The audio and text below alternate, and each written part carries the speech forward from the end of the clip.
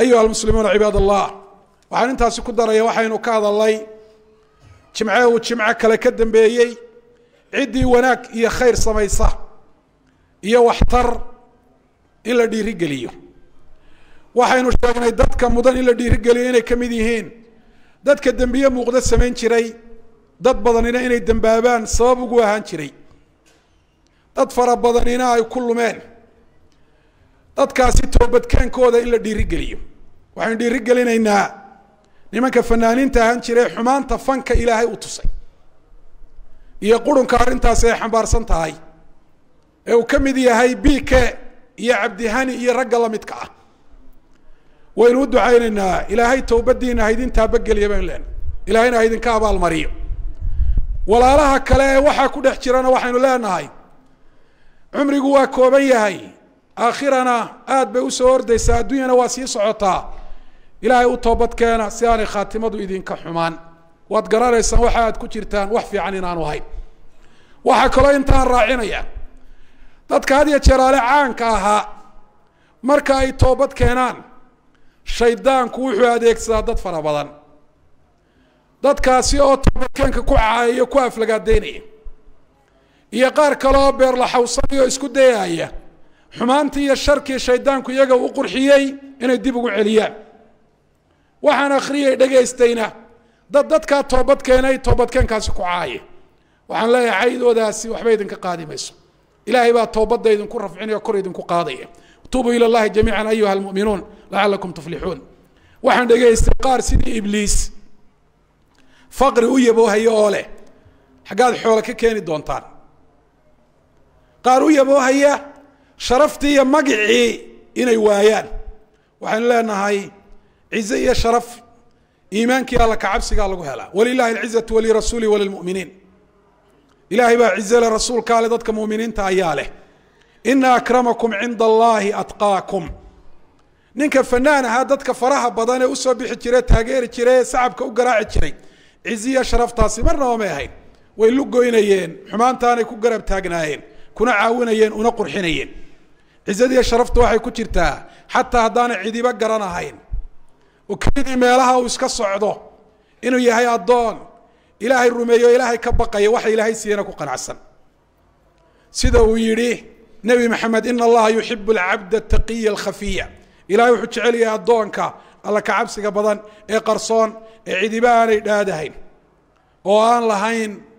aan bax dadka dhexdooda waxa weeyaan uu aan baxay sidii shaydaanka u yaboohayaan faqri wiileen maxaad cuni doontaan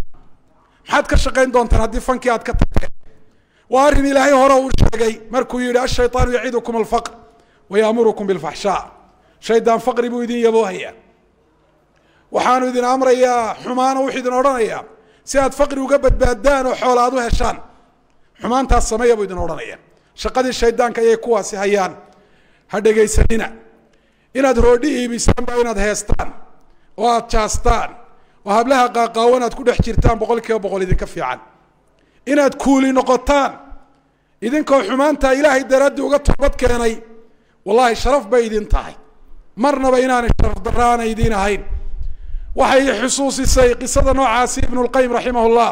wuxuu sheegay nin kamid ah culimada nasaarada ama kristaanka inuu aad ula dooday ilaa uu ku qanciyo xaqnimada islaamka markii dambe su'aal weydiiyay uu ku yiri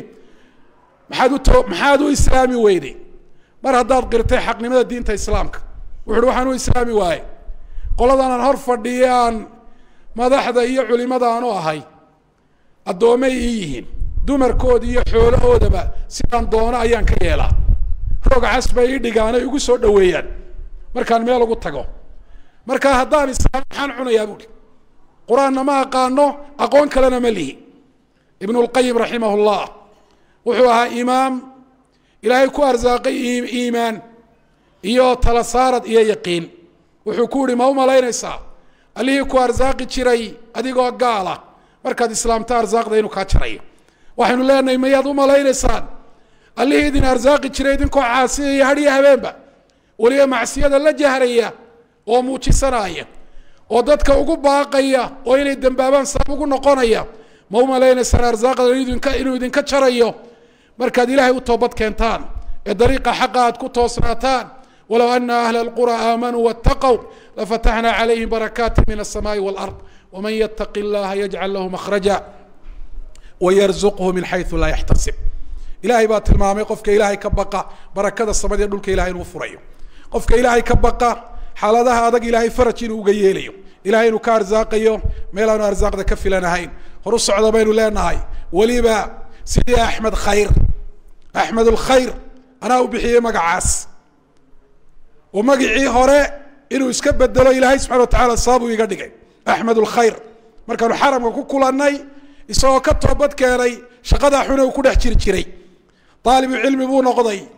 علمك إلهي كتاب كيس حفظيه وعلمك برتهدنا الداعية إذن كانت سيدا سوكالا إذن كسوغيا بين لا ناي بلشدنا وين يدي رجاليسو ضدك